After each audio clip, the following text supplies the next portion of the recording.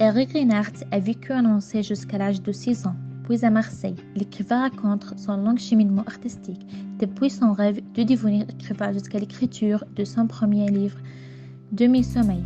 Il a commencé à écrire peu avant de quitter son poste de directeur éditorial chez Azon pour devenir éditeur indépendant de livres d'art.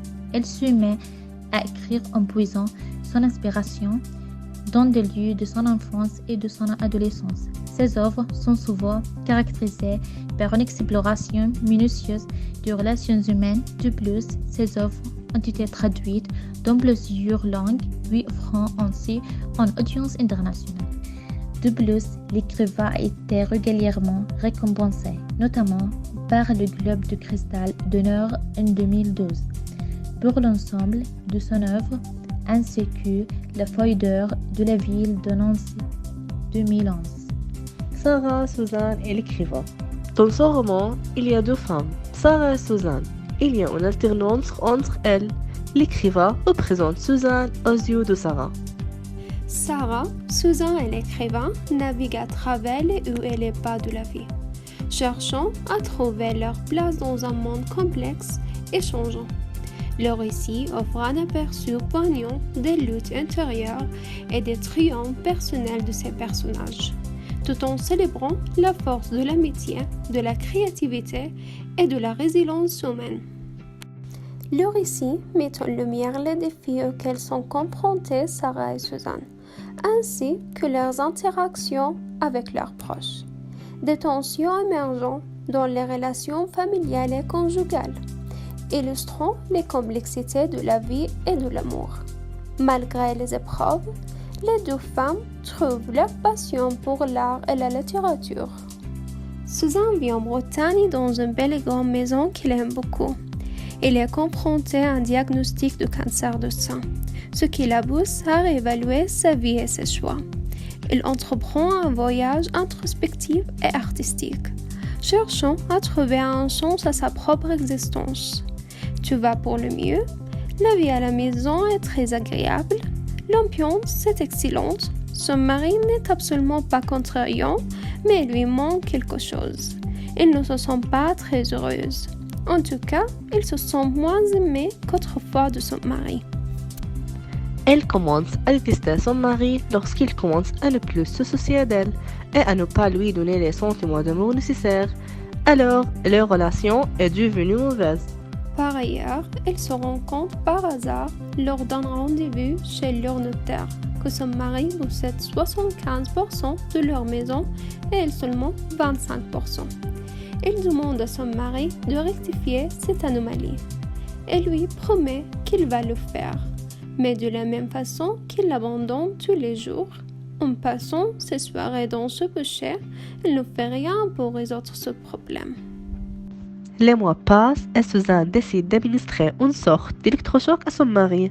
C'est une idée de sa meilleure amie Angel. Elle veut lui faire peur, elle veut qu'il comprenne qu'il peut la perdre. Et donc, elle décide de louer une petite maison lugubre pour 2 mois. Ses enfants Paloma et Luigi s'installent dans l'appartement avec elle. Mais il n'est pas l'endroit parce qu'il est entouré de nombreuses usines et à cause de cela, ils retournent dans la maison de leur père. Les jours passent. Suzanne rencontre un homme et tombe amoureuse de lui, mais elle ne peut pas lui dire. Cet aspect reflète la tension interne que vit Suzanne, ainsi que le conflit entre ses sentiments amoureux et sa loyauté envers son ancien partenaire, et entre le désir de bonheur et d'engagement avec la nouvelle personne. Finalement, Suzanne prend la décision courageuse de demander le divorce à son mari. Cependant, le texte laisse la conclusion ouverte, laissant à nos esprits la liberté de spéculer sur le dénouement final. Cette stratégie littéraire subtile permet de créer un suspense captivant, invitant les lecteurs à imaginer diverses possibilités quant au destin de Suzanne, oscillant entre la séparation et la réconciliation avec son mari. Les personnages. Sarah, âgée de 44 ans. Elle souffre d'un cancer, ce qui fait d'elle une femme forte. Elle est seule car sa famille ne l'aimait pas beaucoup. Suzanne, elle est le personnage principal du roman et généalogiste.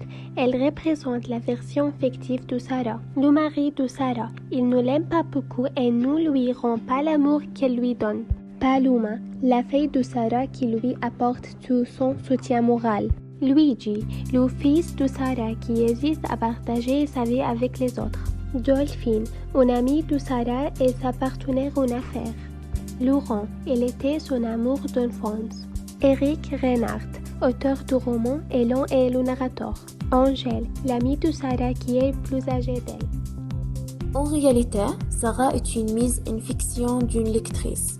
L'histoire de Sarah émerge d'une lectrice qui lui a contacté par email et elle lui a dit de garder son nom inconnu après la publication de La Chambre des Ébus. Elle lui a partagé son vécu et lui a demandé d'en faire un livre. Ce message lui a profondément touché et dès qu'il a lu, il a su que ce sera son prochain projet littéraire. Sarah partage son histoire avec l'écrivain dans le but de donner vie à ses émotions et de trouver une forme de catharsis. Elle ressentait un besoin profond de s'exprimer et de partager son vécu, trouvant en l'écrivain un moyen de transmettre son récit d'une manière captivante et touchante à travers un roman. La conclusion. L'auteur cherche à transmettre l'idée des expériences difficiles vécues par les femmes avec leur mari, où ces dernières ne leur montrent ni intérêt ni amour et ne leur offrent pas de soutien émotionnel ou de soins en tant que partenaire de vie. Ces situations comprennent la négligence émotionnelle, la violence psychologique ou physique, le manque de reconnaissance et de respect, ainsi que l'absence de participation dans les décisions importantes. Cette histoire dit beaucoup de choses sur ces femmes qui refusent de capituler, de renoncer à leurs idéaux alors que leurs maris s'enfoncent dans une sorte de paresse existentielle alors qu'elles veulent partager des choses avec eux et dévorer la vie à pleines dents, conclut l'auteur. Ce roman puissant, porté par la beauté de son écriture, fait le portrait d'une femme qui cherche à être à sa juste place, quelque périlleux qui puisse être le chemin qui y mène.